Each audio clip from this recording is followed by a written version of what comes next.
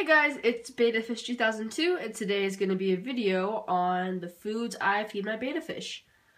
So first off, I just wanted to thank you so much. Oh my gosh, we are so close to 200 subscribers. I think right now I have 199, I believe. So I mean, I'm not there yet. I could just lose like 50 subscribers in one day, but hopefully that won't happen.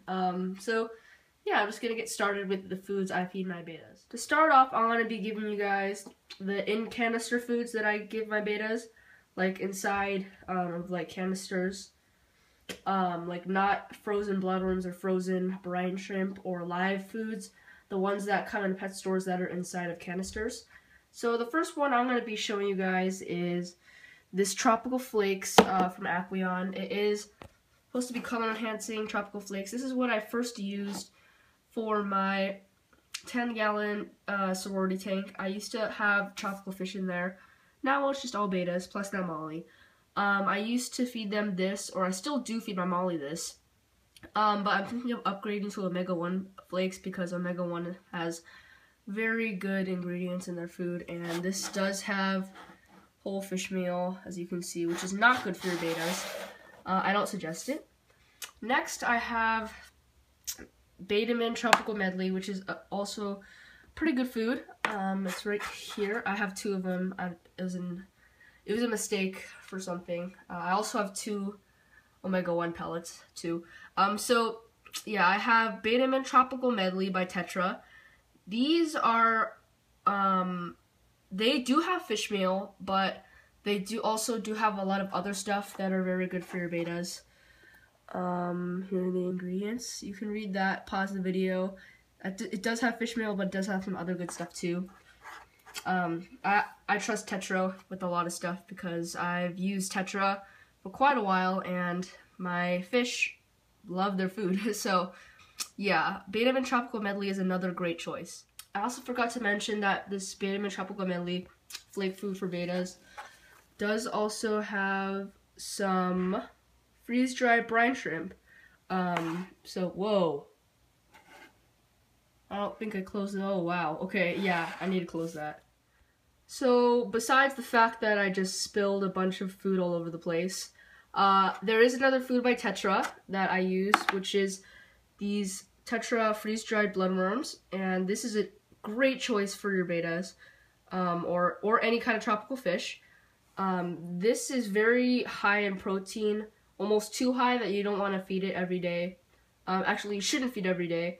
You should feed it at most once or twice a week. That's what I do. I feed this as a treat, and it is very good for your bettas, but just to make sure, this does have a warning on the back that says, this product contains insect larvae, which may cause an allergic reaction to some people. So if you're allergic to that, don't buy this food.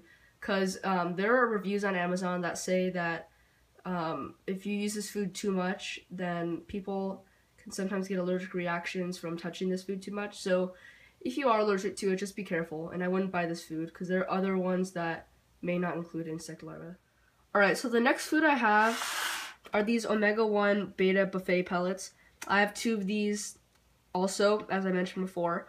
And these are just awesome. These do not have fish meal. I think their main ingredient is salmon.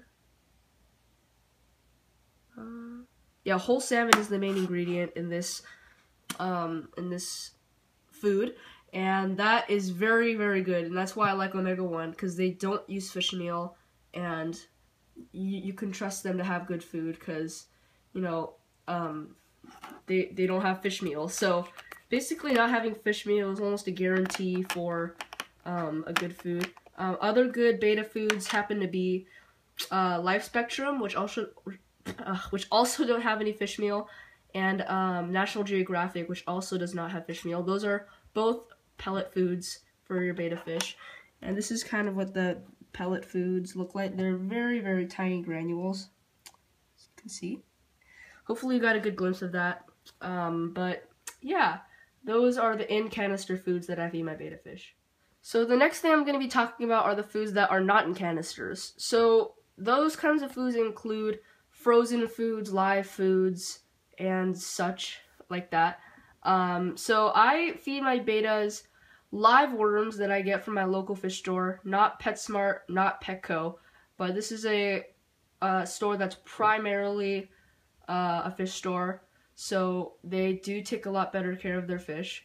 The only reason I don't go there all the time for their fish is because they don't have that guarantee, like that 10, 14-day guarantee that PetSmart and Petco does if your fish dies, because, you know, many fish are sensitive to ammonia, spikes, and all that.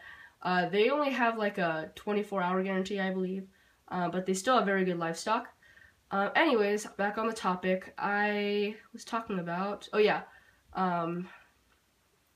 so good frozen foods for your fish are frozen bloodworms and frozen brine shrimp that are sold in many pet stores, Petco, PetSmart, and stuff like that.